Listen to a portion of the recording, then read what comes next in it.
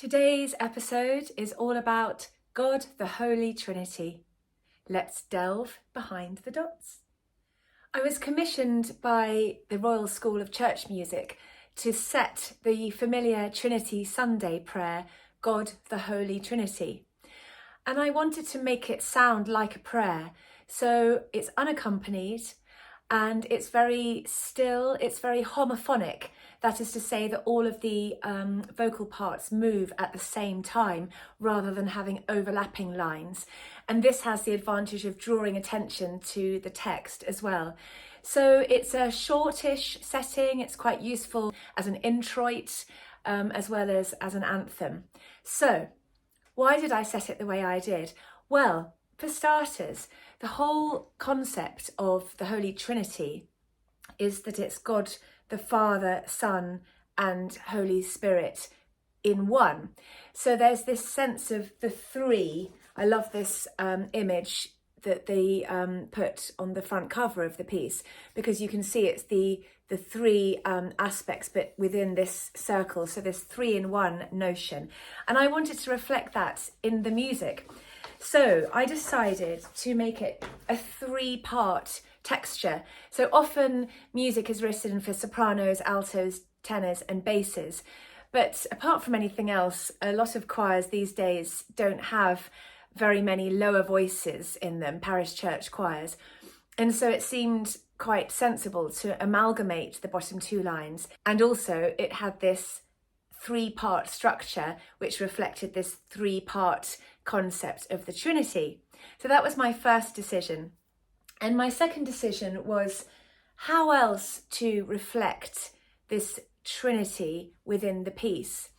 And I came up with the idea of using a tritone.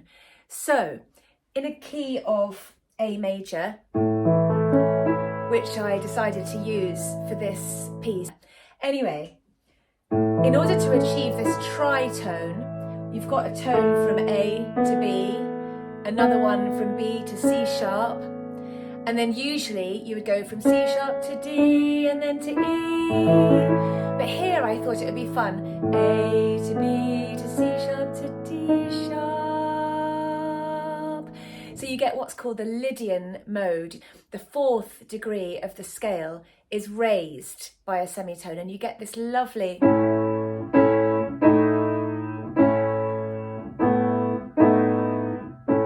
sort of tonality. And then I thought it would be really fun to make each vocal line equal in terms of hierarchy or in terms of importance.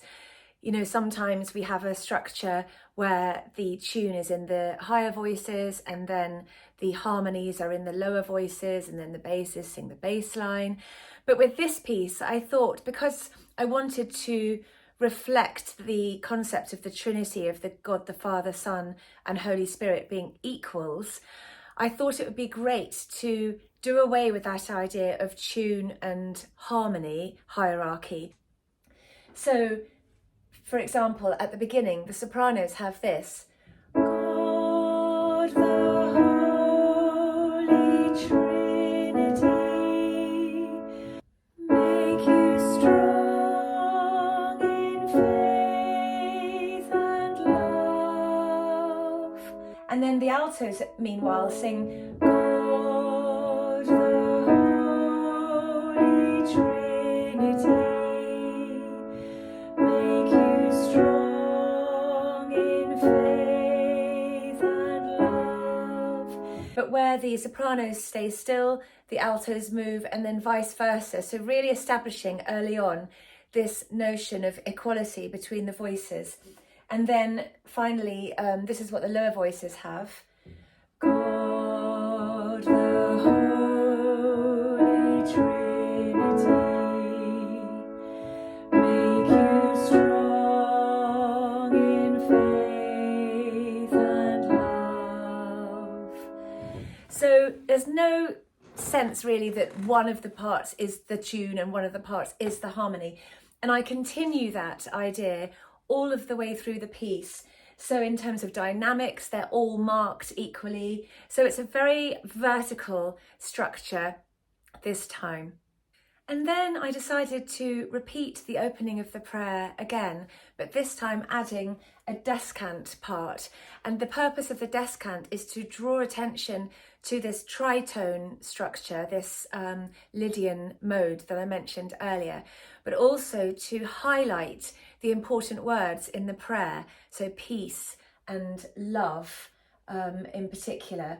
So over the page you hear the same music that you heard before, but this time with this descant.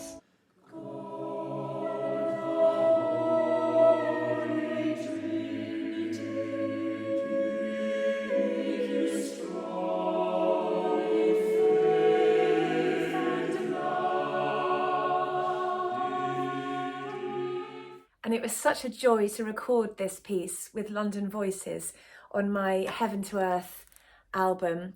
And then I finished off by returning to the opening few bars and retaining this tritone, but keeping the descant line in as well. So I'm finishing with a 4-part texture. God, the Holy Trinity.